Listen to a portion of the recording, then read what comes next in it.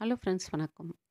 இன்றைக்கி chocolate brownie எப்படி செய்கிறதுன்னு பார்க்கலாங்க. பர்த்டே கேக்குங்க. இந்த கேக் எங்கள் மருமக செய்கிறாங்க. 1 கப்பு டார்க் சாக்லேட் சிப் எடுத்திருக்காங்க. அதுலேயே 1/2 கப்பு டார்க் சாக்லேட் இந்த மாதிரி கட் பண்ணி போட்டுக்கிட்டாங்க. 80 ml ஆயில் போட்டிருக்காங்க. 1 கப்பு பால். ஆயிலுக்கு பதில் பட்டர் பிடிக்கணும், பட்டர் கூட போட்டுக்கலாம். அப்படியே ஓவனில் 1 நிமிஷம் வச்சு சூடுபடுத்திக்கலாம். 1 கப்பு மைதா மாவு, 1/4 cup cocoa powder, 1/4 teaspoon baking powder, 1/4 டீஸ்பூனில் பாதி அளவு உப்பு போட்டுக்கிட்டாங்க.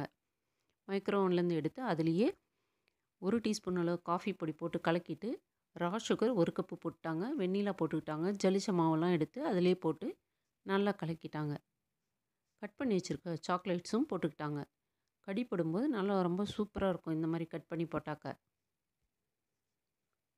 பேக்கிங் டின்னில் போட்டு அது பீனட் பட்டர் எடுத்து போட்டிருக்காங்க. ஒரு டிசைனுக்காக போட்டு இந்த மாதிரி டிசைன் போட்டுக்கிட்டாங்க. 180ல் 30 நிமிஷம் வச்சு பேக் பண்ணிட்டாங்க. கனாஷ் ரெடி பண்ணுறதுக்காக 1/2 cup dark chocolate, heavy cream 1 cup போட்டுக்கிட்டாங்க. நான் 1/2 கப்பில் 2 போட்டிருக்காங்க. கனாஷ்க்கு 1 நிமிஷம் ஓவனில் எடுத்து வச்சு 5 மணி நேரம் ஓவனில் வச்சு கலக்கிட்டு 5 மணி நேரம் ஃப்ரிட்ஜில் வச்சு எடுத்துகிட்டு வந்துட்டு எலக்ட்ரிக் விஸ்க் போட்டு நல்லா அடித்து எடுத்துக்கிட்டாங்க. நம்ம ப்ரௌனி பாருங்கள், நல்லா சூப்பராக இருக்குது. ப்ரௌனியும் செய்து ஒரு 5 மணி நேரம் ஆச்சு. இப்போ நம்ம ரெடி பண்ண கனாஷ் அப்படியே மேலே போட்டு அப்ளை பண்ணிட்டாங்க. பீனட் பட்டர் எடுத்துருக்காங்க. 1 டீஸ்பூன் அளவு ஆயில் போட்டு கலக்கிட்டு ஒரு பைப்பிங் பேக்கில் போட்டுக்கிட்டாங்க. பீனட் பட்டர் வந்து நல்லா நைஸாக இருக்கணும். இந்த மாதிரி டிசைன் போட்டுக்கிட்டாங்க. பார்க்கவே நல்லா சூப்பராக இருக்குது இல்லைங்க. ஹேசல் நட் எடுத்திருக்காங்க. அதுவுமே ஒரு பைப்பிங் பேக்கில் போட்டு அதுலேயுமே ஒரு டிசைன் போட்டுக்க போகிறாங்க.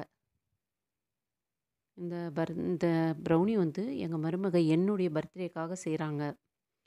நம்ம ரெசிப்பியில் எப்போயுமே எக்லெஸ் கேக்கு தாங்க. அதுவுமே இந்த மாதிரி டிசைன் போட்டுக்கிட்டாங்க பாருங்கள். ரொம்ப சூப்பராக இருக்குங்க. டேஸ்ட்டு ரொம்பவே அருமையாக இருந்ததுங்க. அதை அப்படியே முடிச்சிட்டாங்க. மிச்சம் இருக்க கனாஷ்லாம் எடுத்து ஒரு பைப்பிங் பேக்கில் போட்டு நல்லா ஃப்ளவர் மாதிரி டிசைன் கொடுத்துக்கிட்டாங்க. பெரிய பெரிய ஃப்ளவர்ஸாக 4 பக்கம் போட்டுக்கிட்டாங்க. நடுவிலலாம் குட்டி குட்டி ஃப்ளவர்ஸ் வச்சுட்டாங்க. மேலேயே ரேஸ்பெரி கட் பண்ணி வச்சுட்டாங்க. பிளாக்பெரியும் கட் பண்ணி வச்சுக்கிட்டாங்க. எங்கள் பேத்தியோட சாக்லேட்ஸ் எடுத்து அதுவுமே வச்சுக்கிட்டாங்க. சில்வர் பால்ஸ் கொஞ்சம் போட்டுக்கிட்டாங்க. சாக்லேட் சிப்ஸும் வச்சு இந்த கேக்கை முடிச்சிட்டாங்க. பர்த்டே கேக் எப்படி இருக்குது பாருங்கள், சூப்பராக இருந்திருக்கு. என்னுடைய பர்த்டேக்காக எங்கள் மருமக செய்த கேக் எப்படி இருக்குன்னு கண்டிப்பாக கமெண்ட்ஸில் சொல்லுங்கள். இந்த ரெசிபி உங்களுக்கு பிடிச்சிருந்தால் லைக் பண்ணுங்கள், ஷேர் பண்ணுங்கள், சப்ஸ்கிரைப் பண்ணுங்கள்.